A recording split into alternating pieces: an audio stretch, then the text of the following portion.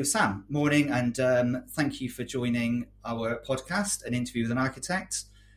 Sam, you are the founding director of Innovate Architectural Studios, and thank you for joining us. We'd love you to tell us about who you are, please, and who you are as a business, you as an individual, and go from there. If you can introduce yourself, please. Morning, Nick.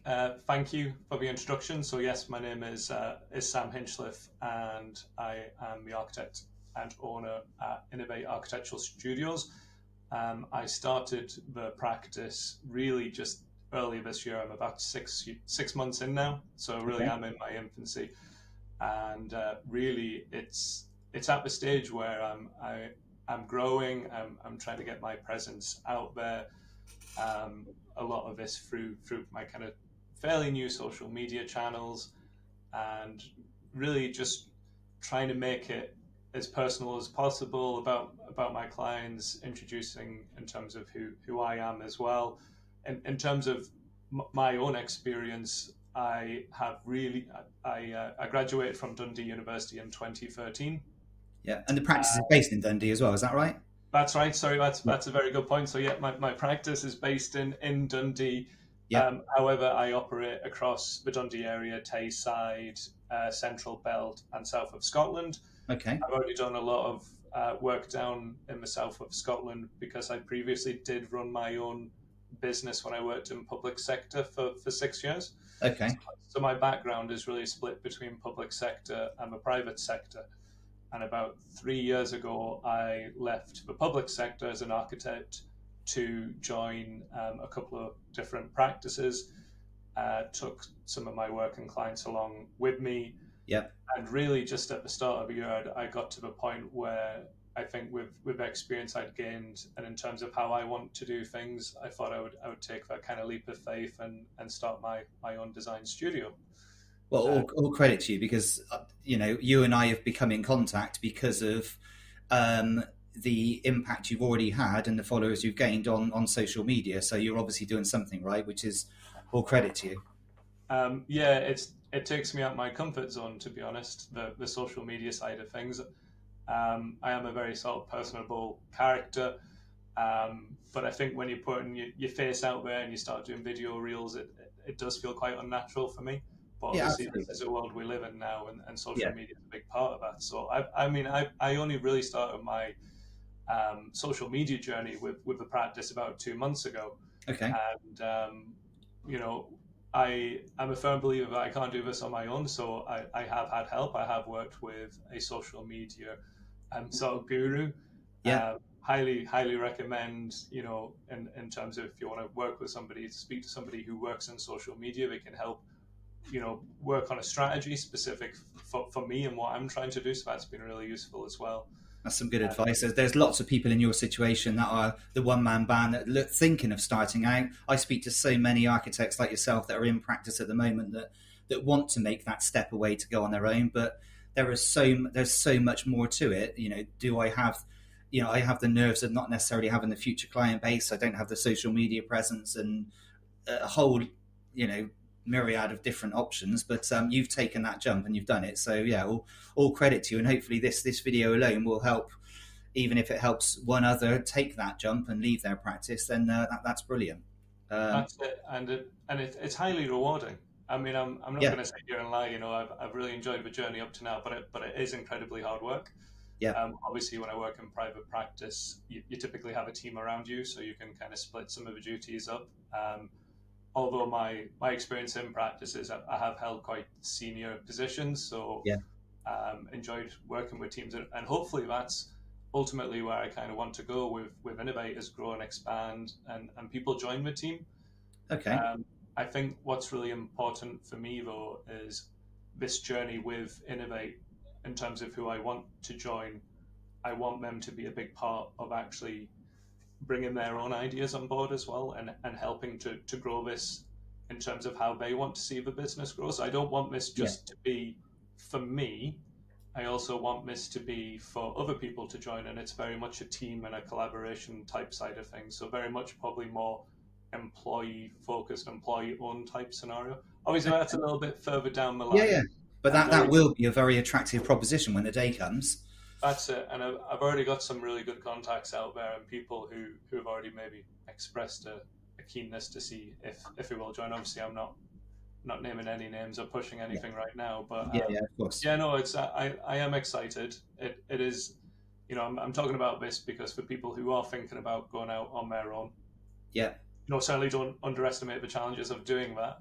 yeah, It is hard work. It is, I mean, a big thing for me to start with was going out and networking, going to lots of different events, building up a kind of repertoire of new kind of contacts, not so yeah. much clients, professionals within the field, out with the field, like I've already mentioned, the social media side of things. So how does work come to you at the moment? Then is it solely word of mouth from your history as a practicing architect, or where do you win the work? There's been a bit of that, but it has also come through the networking, and I'm also now starting to see as well through the website. Okay. So I mean that's all that stuff. I mean everything I've done has been a big upward learning curve in terms of your SEOs and your website and how you get your name out there. So there's those 3 or 4 different channels between the networking, the people you already know, your website, your social media, and I'm now starting to see things coming in from each of those, which is really encouraging. So I'm not getting ahead of myself, but I'm quietly confident.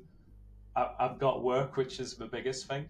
Absolutely. So, I'm quietly confident that if I keep growing and expanding everything I'm doing already, that's only going to hopefully improve my reach. Yeah. Well, from in my opinion, I've been involved in this industry for 3 decades now, and you're 6 months in on your own, and you're doing everything. You're giving the importance to your Instagram and your LinkedIn and these videos now, which, trust me, thousands of practices don't. They have the work, they do the work, and then they don't showcase it anywhere, which is immediately a bit of a stumbling block. You're doing all the correct things to allow you to build your business and have your name known, and it's already showing dividends, which is brilliant. Thank you. So what kind of work are you involved in? Is it all residential? Is it new builds? Is it renovation work? Is it a mixture of anything, or what's on the drawing board at the moment? On the drawing board at the moment, I'm primarily focused on domestic, so a couple of extensions, renovation type projects, internal alterations, some retrospective work as well.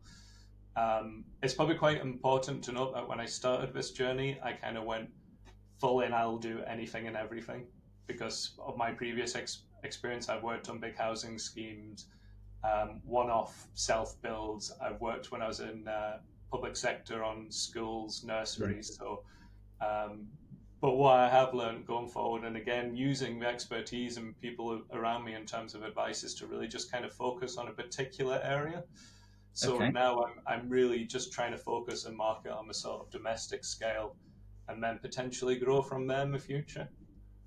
Again, good advice, and I presume you can, if you make your niche area as you've already mentioned, you can then build a team around you of specialists that come from slightly different backgrounds.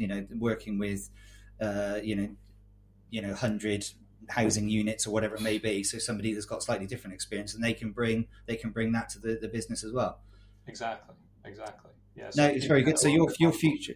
Yeah, that sounds excellent. So your future plans. So right now, obviously, you're busy building your business, and your future plans, as you alluded to earlier, are to hopefully build a team around you, an employee-owned business, which is an excellent model, because you have a really strong buy-in then from anybody else that joins you. I think that's hugely important, going on past experience. Yeah. In terms of, I'm very much focused on the personal side of a business, and I've been there in teams before where you just kind of feel a little bit like a cog in the machine, rather than actually feeling involved and that you're buying into something. Absolutely. So that's hugely important. How is we talked about the council, you ex-local authority. How do you find planning at the moment? Something that's very interesting that everyone talks about all around the UK, different planning delays and timescales and what have you. How are you finding that? Is that lots of your clients that are homeowners, they may engage with an architect and think, just get on with it, but they don't perhaps realise what is involved with the planning policies, and it might take a year to get this through, and Do you find that as well? Is that part of your, when you meet with a new client, you have to explain, well, hang on, I can do the design, but actually we need to get it through planning, which could take 18 months. And is that one of your challenges? Yeah, no, absolutely. So I suppose first and foremost, in terms of planners, because I've been there and worked in public sector, I do have a huge amount of respect for planners because we Yeah. don't have an easy role. And the pressures in public sector now are only getting harder. Yeah. But yeah, no, absolutely. So when I'm working or meeting with a prospective client, one of the things I really try and do, and something I'm trying to do particularly through my social media and everything I offer, is actually trying to educate my clients. Okay. So it's a slightly different take if you were to look at my social media in terms of what I'm putting up, which is a mix between video reels and the kind of carousel slides. I saw one of your videos the other day, which was brilliant because it was, as you say there, it was educational, but educational not just to the industry, actually pointing directly to the client. Mm-hmm. So those videos you can get out, and that will help the client understand, so you're answering any questions before they've thought about asking them, which is excellent, brilliant content. Yeah, because at the end of the day, construction projects are really complex and probably in some ways overly complicated. And I think I mentioned this briefly in a conversation with yourself, Nick, last week, is I just kind of feel some parts of the process is overly regulated, and there's certain aspects which we probably need to regulate more. Yeah. And it's easier said than done. And I think this is the issue. And one of them is probably planning at the moment. I think we all have those days where we're going, what is going on here? You know, with the planning side of things and the delays and not being able to contact or communicate your planner, I think is one of the kind of incredibly frustrating ones at the moment. I think gone are the days where you could pick up the phone and call your local planner. But like I say, a huge amount of respect for planners. I think sometimes it's very easy to see it from one side and kind of point the finger. So I think it's very much, again, about a kind of collaboration and coming together. And I know there is ongoing discussions between different regions. I'm a committee member on the Dundee Institute of Architects. So I know our president regularly has conversations with RIAS and with local planning authorities just for feedback in terms of how we can improve the systems. But yeah, challenging would be the simple answer. How does the, just out of interest, how do you find your clients receive that when you say, well, actually, there is more to it, because actually planning lead times is 18 months at the moment? Do they take that on the chin? Is that a challenge for you, or is it okay generally? I think they're surprised. I think they're shocked. I mean, when I've over the years, I've tried giving my client, I've tried probably most techniques. I've tried to give them every bit of information or little information, or, you know, I'll hold their hand as much as they want. Yeah. Which I think now is why with the kind of education stuff I'm trying to put out there with my posts, it's actually just, I want it to be a very accessible resource, you know, information we can readily go to. I'm planning newsletters and having this information on the website as well. And it's asking the simple questions. It's trying to put it in a language that they understand. I mean, so that's what I'm trying to do. I don't think there's any easy answer or right or wrong way. It's just, this is me trying to find a means of communicating with my clients how difficult construction projects actually are. It's not straightforward. It's probably not what we want to hear. I think as well, construction is becoming a lot less accessible, maybe, in terms of the cost side of things. So again, in terms of what I'm trying to do is actually, you know, I think we can find a way of doing architecture which is still accessible and affordable for just, you know, your day-to-day type person. I'm trying to be mindful of what I call these people, but you know what I mean. It's just trying to find smart and new ways of doing it. I don't think architecture needs to be expensive, but at the same time, that's only from my side of things as well. It's then that trickle-on effect for all the other different stages within that is trying to find a means of actually doing this. I don't know if I'm explaining myself very well, but Yeah, no, absolutely. Yeah, and for somebody that's not an architect, but I've been speaking with and liaising with architects for 3 decades. It's I think you're taking a really fresh approach um, to actually taking the time to explain exactly how it works and what's involved, and that's brilliant. And feel free, of course, you're featuring, we're featuring your work for you with an Architecture Vogue, but of course, any articles you want to share as well, please feel free to do so, because we can get those out to our audience, which in turn will help to raise your profile, which then in turn will help to raise the message to any potential clients right around the UK. So, well, Sam, thank you. Well, I think that's been a brilliant insight to who you are, the work that you're doing, the plans you've got for the future, and of course everything we've discussed about the industry and what you want to do. So I thank you greatly for coming on to our podcast today and for sharing your thoughts with us. And best wishes with everything for the future. Thank you very much. I look forward to being involved with what you're doing.